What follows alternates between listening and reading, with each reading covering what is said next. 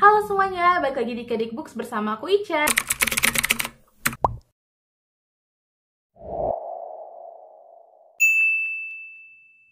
Di video kali ini aku mau menjawab pertanyaan-pertanyaan dari Mid-Year Reading Check-in Book Tag, yang mana pertanyaan-pertanyaan ini akan menjawab seperti apa sih pengalaman baca aku sampai pertengahan tahun ini.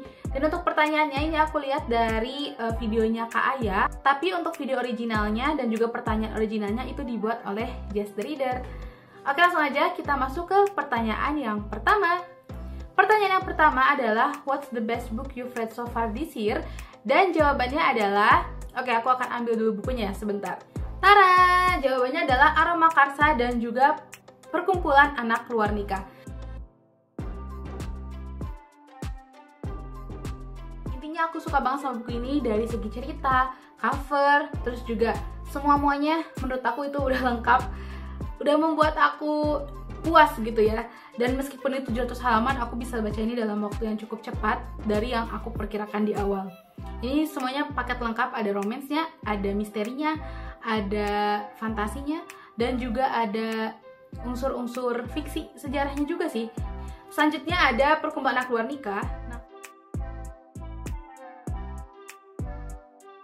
intinya aku suka banget sama buku ini karena buku ini memaparkan sejarah yang mungkin belum banyak orang yang tahu, dan ini juga langsung disampaikan oleh Kak Grace yang juga merupakan Chinese Indonesia.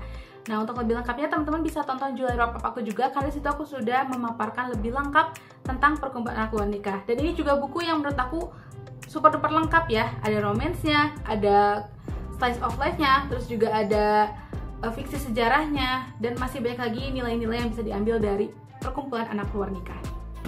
Pertanyaan selanjutnya adalah, what's the most disappointing book you've read so far this year? Dan jawabannya adalah Gara-Gara Corona, karyanya Kak Alnira. Teman-teman tahu kalau aku tuh suka banget sama Kak Alnira. Ini bisa dilihat lumayan banyak koleksi buku-buku Kak Alnira yang aku punya meskipun belum lengkap. Tapi sayangnya Gara-Gara Corona ini membuat aku cukup kecewa karena dari segi terbitannya menurut aku ini kayak terburu-buru, sehingga masih banyak typo dan bahkan kesalahan-kesalahan yang menurut aku cukup fatal, sehingga membuat bukunya itu terkesan sangat-sangat tidak rapi. Dan itu membuat aku agak kayak, kenapa nggak dibuat lebih effort gitu. Bahkan bukunya ini nggak terbit secara fisik dan cuma terbit di Google Playbook aja. Dan yang bikin aku keselnya juga, sebenarnya aku nggak boleh terlalu berharap juga ya, karena untuk Gara-Gara Corona ini kan awalnya di Wattpad, dan emang udah kebanyakan penulis-penulis Wattpad itu kalau misalkan bikin cerita udah gitu akan ditamatkan setelah bukunya terbit. Dan saat terbit ternyata tambahnya tuh cuma segini. Kayak kenapa nggak ditamatin dulu aja gitu di Wattpad, baru setelah itu diterbitin. Itu salah satu ya hal yang buat aku kecewa juga, tapi ya sebenarnya sudah bisa ditebak ya. Gara-Gara Corona ini bercerita tentang Seiza yang merupakan seorang chef di sebuah hotel, tapi saat masa pandemi dia harus di-cut oleh hotel tersebut. Tapi akhirnya Seiza mendapatkan tawaran pekerjaan untuk menjadi seorang asisten rumah tangga sekaligus koki pribadi untuk seorang dokter mata bernama Deva. Dan disitulah pertemuan mereka dimulai. Sebenarnya aku suka banget sama first meet-nya mereka, yang mana mereka itu nggak langsung ketemu karena masa COVID itu ya.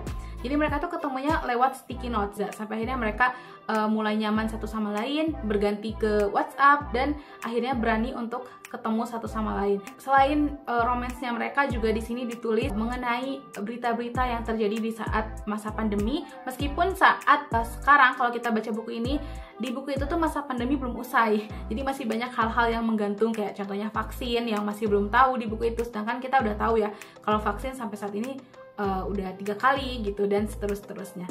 Tapi ya tetap worth to read sih. Untuk teman-teman yang penasaran dan ingin bacaan yang ringan, boleh coba baca Gara-Gara Corona.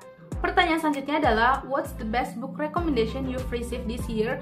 Untuk yang ini aku jawabnya tidak ada karena untuk tahun ini aku nggak terlalu banyak nyari buku-buku baru, karena aku fokus untuk menamatkan dan membaca seluruh TBR aku, yang alhamdulillah sampai saat ini udah berjalan cukup lancar karena sudah banyak buku-buku TBR aku yang sudah terselesaikan. Sebetulnya buku-buku yang ada di TBR aku juga itu merupakan rekomendasi dan juga hasil melihat review teman-teman, tapi nggak bisa dispesifikan, oh ini review dari si A, si B gitu. Jadi kayaknya aku akan menjawab tidak ada untuk pertanyaan nomor 3 ini. Selanjutnya adalah, what was your first DNF of the year? Dan itu jawabannya adalah The Kite Runner. Sebetulnya aku nggak bener-bener nge-DNF The Kite Runner, Tapi untuk saat ini aku belum sanggup untuk melanjutkan The Kite Runner. Aku udah baca sampai halaman 152, tapi memutuskan untuk stop dulu bacanya dan akan melanjutkan baca The Kite Runner kalau sudah siap. Hal yang membuat aku men-DNF untuk sementara buku ini adalah yang pertama, karakternya yang menurut aku nggak bisa bersimpati dan berempati sama karakter utamanya, karena karakter utamanya itu bener-bener nyebelin banget. Yang kedua adalah banyak sekali isu-isu yang menurut aku sensitif di dalam buku ini, yang bikin aku jadi kayak agak gimana gitu waktu baca, kayak kenapa aja harus begini gitu. Lalu kejadian yang aku nggak menyangka kalau kejadian itu akan ada, dimana aku spoiler dikit, kejadian itu berhubungan dengan sexual abuse, dan aku adalah orang yang cukup ke-trigger dengan sexual abuse. Jadi sering menghindari cerita apapun itu yang ada sexual abuse-nya, karena nggak tahu, menyakitkan aja gitu. Dan ternyata di dalam buku ini ada, dan itu aku nggak sanggup bacanya. Jadi banyak hal yang bikin aku memutuskan untuk oke lah, aku kayaknya stop dulu baca ini, dan aku nggak tahu bakal lanjut kapan. Pertanyaan selanjutnya, a new release from this year that you've read and your thoughts on it, good or bad? Yap, jawabannya adalah Perkumpulan Anak Luar Nikah, dan kalian sudah tahu kalau buku ini very good. Aku kasih buku ini 5 bintang. Aku ikut pre-ordernya, ada video unboxingnya juga, aku dapat angpau Rp1.000. Lucu banget ya. Ya, aku nggak akan ngomong panjang lebar lagi, tapi ini adalah buku yang rilis tahun ini yang aku suka, dan ini menurut aku sangat bagus. Pertanyaan selanjutnya adalah a book that came out in the first half of the year that you want to read and a book coming out in the second half of the year that you are anticipating. Untuk yang jawaban pertama tentu tadi adalah Perkumpulan Anak Luar Nikah. Tapi untuk yang book coming out in the second half of the year, aku kayaknya akan jawab tidak ada. Karena tadi ya, fokus aku di tahun ini dan goals aku di tahun ini adalah menyelesaikan TBR aku. Jadi aku tidak mencari tahu dan juga tidak melihat buku apa nih yang bakal rilis tahun ini. Melihat buku yang terbit di tahun ini itu bukan hal yang biasa aku lakukan. Jadi aku lebih sering baca ya buku-buku yang udah terbit tahun lalu, atau 2 tahun lalu, atau 3 tahun lalu, atau buku klasik gitu. Selanjutnya adalah what's the most beautiful book you've added to your collection or a beautiful book you'd like to own? Dan ini jawabannya adalah The Christmas Pig. Aku nggak tahu ini menurut kalian cantik atau enggak.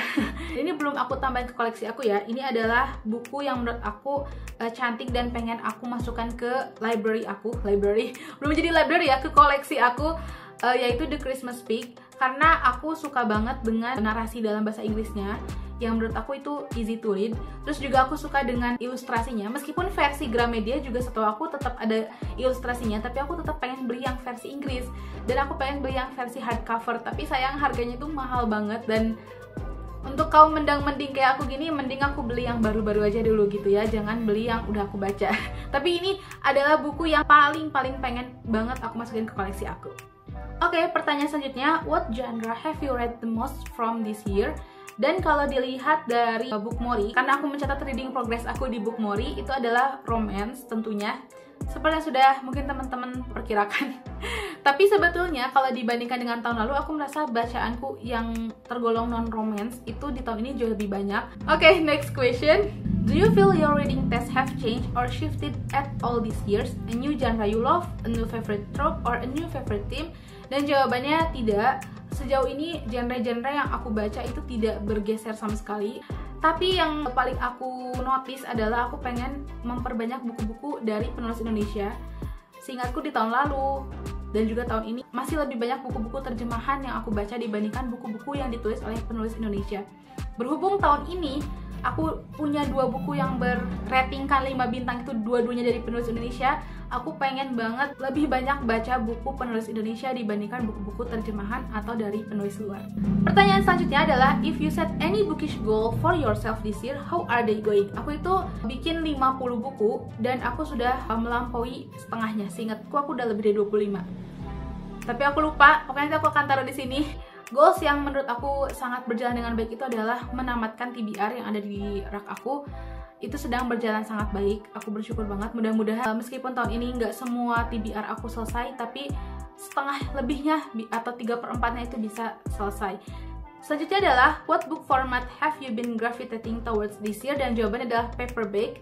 Aku juga senang banget nih karena ternyata aku sekarang lebih banyak baca buku fisik ya dibandingkan e-book. Pertanyaan selanjutnya yang terakhir adalah finally a book you've read so far this year that you feel embodies the vibe of your reading year. Sebenarnya ini agak susah, tapi aku akan memilih Demon Slayer. Entah kenapa aku merasa Demon Slayer ini yang menunjukkan kalau sampai pertengahan tahun ini kayak gini loh genre bacaan aku. Nggak pure romance, tapi nggak pure non-romance juga gitu. Ada heartwarmingnya, tetap ada hubungan manusianya, tapi ada unsur-unsur lainnya seperti action, atau juga ada unsur-unsur magical lainnya yang sebelumnya jarang aku baca. Oke, jadi itu dia jawaban untuk pertanyaan-pertanyaan seputar progres baca sampai pertengahan tahun ini versi aku. Buat teman-teman yang pengen berbagi juga seperti apa sih bacaan kalian sampai pertengahan tahun ini, boleh tulis di kolom komen, atau bisa juga langsung bikin tagnya, karena aku bingung juga mau nge-tag siapa. Oke, paling itu aja. Mudah-mudahan ada manfaatnya nih dari videonya, dan sampai ketemu di video-video berikutnya. Jangan lupa tonton juga July wrap up aku ya, karena disitu aku membahas lebih lengkap tentang dua buku yang jadi favorit aku, yaitu Aroma Karsa dan juga Perkumpulan Aktuarnika. Terima kasih sudah menonton. Jangan lupa klik tombol like dan juga subscribe, dan juga follow Instagram aku @kedikbooks. Dadah!